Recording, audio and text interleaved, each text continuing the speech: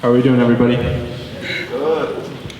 Hello, my name is Sierra Chacon. I'm from Cal Poly Pomona. I'm an architecture student, and I'm one of the members representing Clark Pacific. Alongside me, I have other team members. I'm Austin Toralba from the University of Hawaii School of Architecture. I'm Brian Kilgore from Sacramento State, studying civil engineering. I'm Maria Wagner from NJIT, CIM student. And we're here to present our proposal for a community in-reach center here at Franklinton. Really going into this, we really wanted to dig into the site context before we really started designing. Really finding what the major things were in Franklinton. Just from basic site context, our site is located on 2 major roads in Franklinton. Along the west elevation is a new build, an apartment building, which is about 4 stories, contrary to a lot of the 1-story, 2-story residential buildings and commercial buildings alongside. There is a railroad, an active railroad on the west elevation as well, so that does cause some noise pollution that we took into account for our program as well. And we further went into a site visit the first day we were here, and we were really looking into the area. A lot of the houses are on a plinth, about 2 to 3 feet because of the flooding. We also noticed a lot of the houses with those plinths also had some ramps to their stairs. So really giving an idea of the accessibility issues as well. On the bottom left-hand screen, you'll see the new build. It really doesn't fit in well with the rest of the area, especially with the current site right now. Right now it's an empty plot, so it's placed in a spot where it doesn't really fit in well with the community. We also noticed that with the rain on Wednesday, just a couple of hours of rain, there's already a little bit of flooding in that area. So we also took that into consideration as well.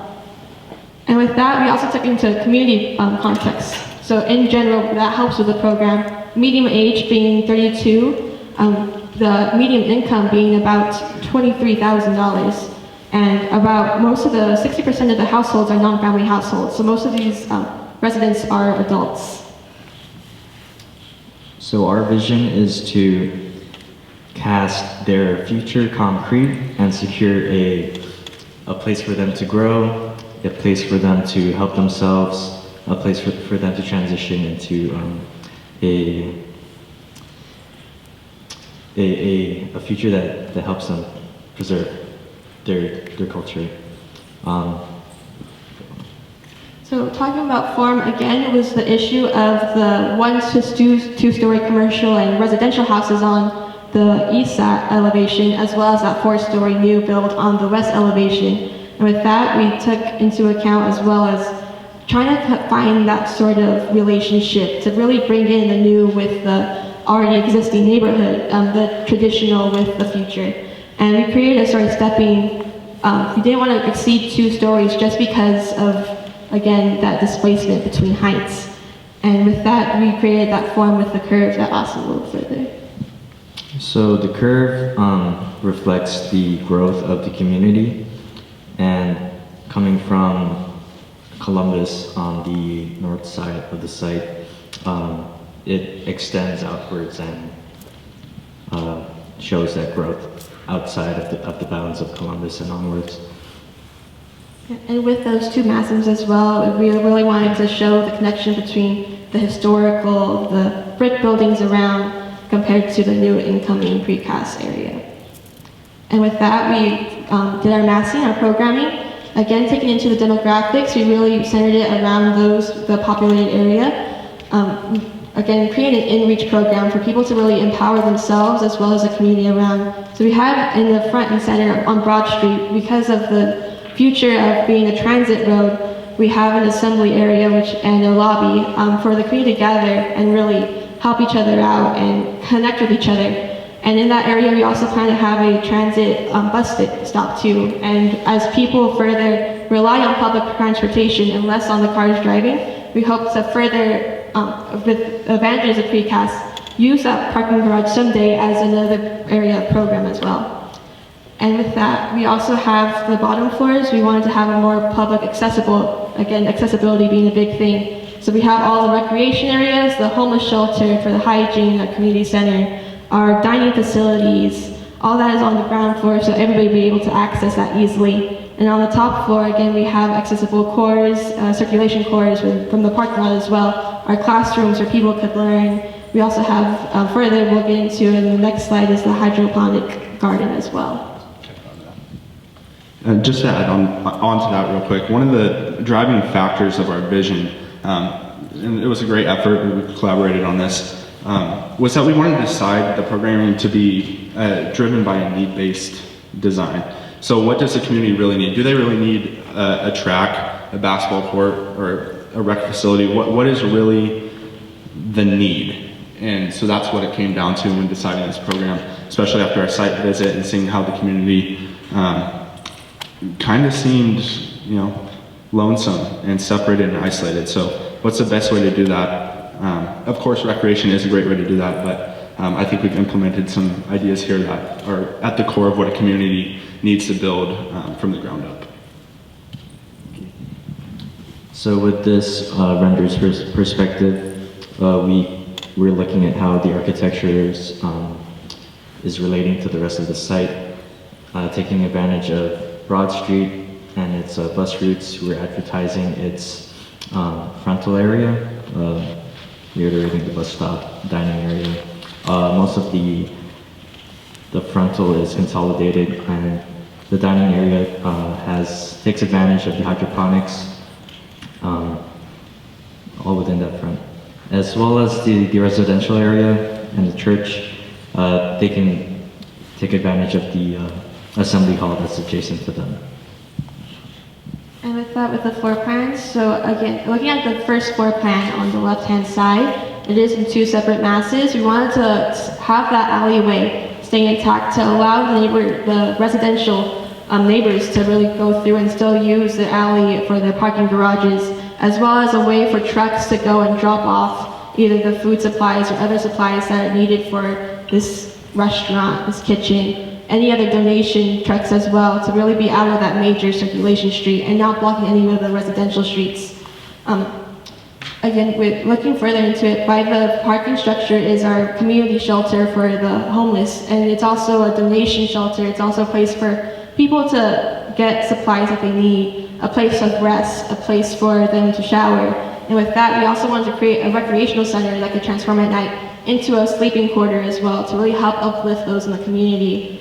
And with that second floor plan, again, you can see it's connected using a sky bridge, and we really wanted to show that connectivity, the relationship that is needed inside a community as well. Looking at the end of the sky bridge, there's a hydroponic garden, which is a temperature-regulated room with water regulation as well, that we're planning for the community to really help grow and help make the plants. It's really one thing to eat something, it's another thing to grow it yourself and feed yourself and the community, and it really helps empower that relationship as well. And with the section, you can really see the form of the building as well. It helps exemplify the form of what Austin said earlier, growing and to a future from the traditional past. And from that bottom section is a collage that we hope to display that is an idea of what a community center should be. So it shouldn't be a lonely building. It shouldn't be something that the community doesn't want. It should be populated, it should be used. It should be something, a place to gather, a place where people want to go to. So at this render, this is at a look into how architecturally we're taking advantage of the surrounding site and paying tribute to the brick in a more traditional sense, and as it extends outwards into the city into a more contemporary architecture. Right on. So we'll try to get this. How do you solve this? Precast is the answer. I mean, it's fast, it's efficient, and it's going to give this community the longevity out of a facility that they really need. It's really the only solution to bring to the community this idea of a structure that's has contemporary elements, but it's not intimidating, right? If you drive through the area, if you were a local, you would feel intimidated by these new buildings towering above your home, your modest home. So let's go into this. Here's just a quick comprehensive layout of the precast on each level. On the first floor, you have your ground level slab cast in place and your precast columns, and then leading into the second story with our beams and our double T's as our main flooring system. So our highest quantity panel, our highest volume of concrete is our double T's. We were able to work together as a team and figure out how to maintain a uniform 9-foot width. That's across the whole structure. That's including the parking garage as well as the main facility. This is what we felt one of the best ways to maximize the use of precast so that we can limit our make type and reduce our form variation. Our second highest make is our sandwich panels, which we're using for the exterior wall. We want to go with a 3-4-5 to achieve the R value according to Climate Zone 5 that Franklin County is in. And we were going to utilize some Owens Corning insulation on the insulation layer and a Leviate CC series with a 2-inch penetration. It's pretty standard at Clark Pacific, so we wanted to utilize this on that project as well. One of the driving factors for choosing the sandwich panels over some other exterior wall options was the architectural flexibility that it provided our team when we were choosing finishes, as well as the structural capacity it needs to withstand the gravity and the lateral loads. Which brings us to the finishes on these walls. We were able to narrow it down to 2 to kind of simplify the design to fit in with the surrounding community, and that was a medium exposure gray finish and a light exposure red finish from the PCI architectural texture guide, both of which are acid etched.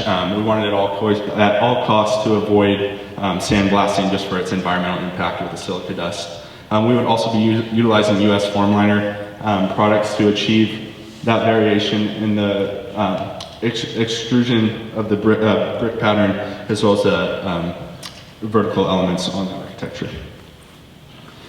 Here's a simple view of the typical interconnectivity system within the main structure, not the parking garage. As you can see, we have a topping slab which would transfer the live loads down into our double T's, which are dapped ends to the columns, and that would transfer into the exterior walls as well, which once again, we chose the sandwich panels because they're stitched together. They provide that lateral stability that we need. So one of the things we mentioned was our sky bridge, and that was a really interesting thing to try to come up with a solution for. So going through different options, we came across Dr. Tadros and PCI's research on the neck system. For those of you who don't know, it's a northeast extreme double T. So it's a kind of a new use of UHPC as the industry in that regard is growing. So we've decided to come up with a modified version of this to fit the parameters of our bridge, of course. It's a much smaller span. The one they tested was 90 feet or 100 feet. This is only a 35-foot span. So we're able to shorten that web and get the clearance underneath the sky bridge on the access road that has to be maintained per code to allow heavy vehicular access and pedestrian access, of course. With a precast project, you have field coordination, logistics, how are we going to put this thing together? So I decided to provide you guys a quick view of our transportation and our erection, how we would go about processing that given a longer lead time. Project's got to have schedule. We broke it into 6 main milestones, the first being 51 days allotted to design coordination, 106 days to precast submittals, approximately 55 days of trade coordination, a conservative 80 days for material release, also a conservative number for precast production of 75 days. We're pretty confident we could get that down given the number of panels we have. And then of course you have your field and erection days, about 46, provided weather in Ohio. And of course we didn't have the time or extent to go into a budget, but this is the approach we would take by the square and linear foot and multiplying that by our quantity, our unit rate of our major items. And of course I forgot to include engineering cost, design, etc. We're running out of time, but one of the last things we wanted to bring up, because we knew we'd be short on time, we didn't want to hammer home all the connectivity details, but we wanted to bring up how do we make this more sustainable. So we were, concrete gets a bad rap because of the cement content. So how do we go about fixing that in this project and give this the longevity it needs? So we took an approach based on a product-based approach. So what are our highest quantity panels, and how are we going to reduce the cement in that? So according to our sticker representative, we can use different and mixtures for this precast design. We will use Viscocrete 6100, followed with the ViscoFlow 2020 for a better plasticity. And then we also have the Sika Air 260 that's going to help us with workability and reducing the bleeding. And we are using also WT 240P. And right on time, we're out of time. But thank you for your time, and I hope you appreciate it. Literally at zero. Great job.